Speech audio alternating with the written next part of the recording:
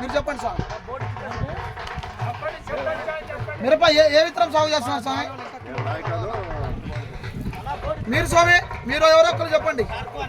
మీరు స్వామి, మీరు స్వామి, మీరు స్వామి, మీరు స్వామి, మీరు స్వామి, రైట్ స్వామి. మీరు రకరకాల కంపెనీలు మంచి కంపెనీ విత్తనాలు వేసుకున్నారు కదా. సో మీరు సాగు చేస్తున్న విత్తనానికి, ఇప్పుడు మీరు చూడ్డానికి వచ్చిన విత్తనానికి మీరు ఎవరైతే చెప్పినారో వాళ్ళే ఒకసారి సమాధానం చెప్పండి. స్వామి మీరు చెప్పినారు కదా. సో ఇప్పుడు మీరు వేస్తున్న సాగు చేస్తున్న విత్తనానికి ఇప్పుడు చూడడానికి వచ్చిన విత్తనానికి ఏంది తేడా? అక్కడ చెప్పండి స్వామి. అక్కడ పని కాదు, బాగా కాదు స్వామి, బాగా కాదు. ఏంది మన దానికి దీనికి తేడా ఏంది స్వామి? కాపుదానికి దాంట్లో ఎక్కువ ఉంది. దీంట్లో ముడత కనుక ఏం కనపట్లేదు. అట్లా ముడతలు ఉన్నాయి, బొబ్బలు ఉన్నాయి. ఎక్కడైనా చూడడానికి ఏమైనా కొమ్మ కానీ ఏదైనా అవపడుతుందా? వీరేసిన వెరైటీలకి దీనికి ఏంది?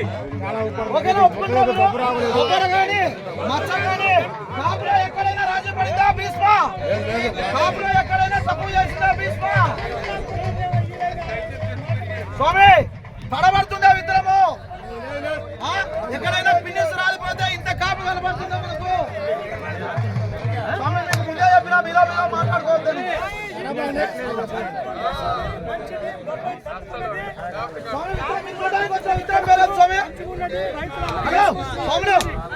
మీరు చూడడానికి వచ్చిన విత్తనం పేరేంది? ఈ భీష్మ విత్తనం ఎలా ఉంది స్వామి? మీరు చూడడానికి వచ్చిన విత్తనం పేరేంది? ఎలా ఉంది? మీ తోటలు ఎలా ఉన్నాయి? మీ తోట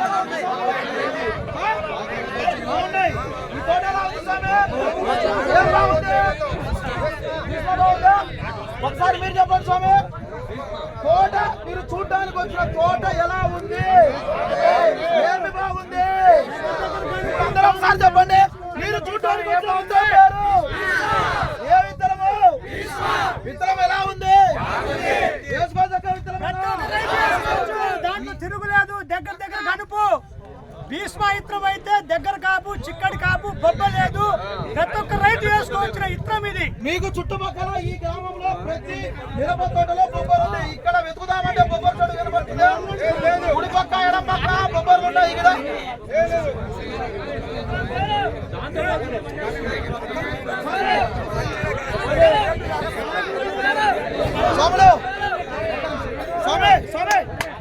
పోగా లాస్ట్ గా ఈ భీష్మ విత్తనం బాగుంది అంటున్నారు కదా. మరి ఈ భీష్మ విత్తనము ఎక్కడికి వెళ్తే మనకు దొరుకుతుంది అనేది ప్రతి ఒక్క రైతుకు తెలియాలి. ఆ డిస్ట్రిబ్యూటర్ గారు మనతో పాటు ఉన్నారు. రైతు మిత్ర రమేష్ గారు నందిగామ లొకేషన్ అండి. ఒక్కసారి మాట్లాడతారు విత్తనం ఎక్కడ దొరుకుతుంది అని. స్వామి చెప్పండి. స్వామి సరే, ఇది మనం కృష్ణాపురం వచ్చాం, కొత్త ఏరియా వాళ్ళు కూడా వచ్చారు కాబట్టి చెప్తున్నా. నందిగామ సరౌండింగ్స్ నుంచి కూడా వచ్చారు కొంతమంది రైతులు ఇక్కడికి. ఇప్పుడు ఈరోజు ఇక్కడ 2500 మంది రైతులు వస్తున్నారు.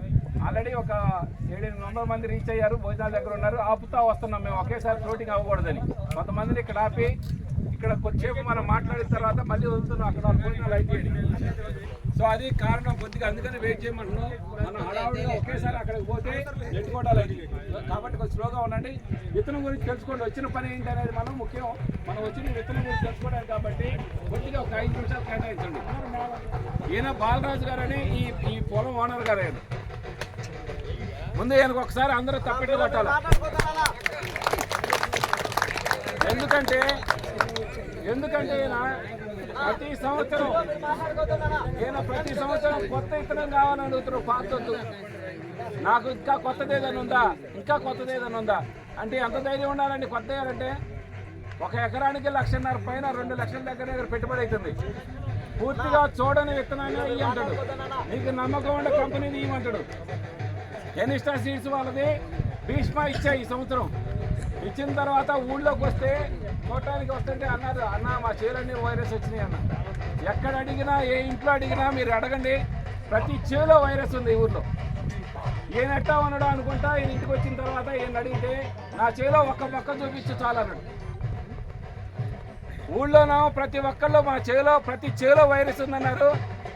బాలరాజు మాత్రం నా చేలో ఒక్క మొక్క చూపించు, గ్రేటే మీరు అన్నాడు. నిజంగా చేలోకి వచ్చి చూస్తే నిజంగా అంతే ఉంది. ఆయన వేసిన 10 మొక్క తప్పితే మామూలు భీష్మ విత్తనానికి మాత్రం ఒక్క మొక్క కూడా వైరస్ లేదు. తర్వాత కాపు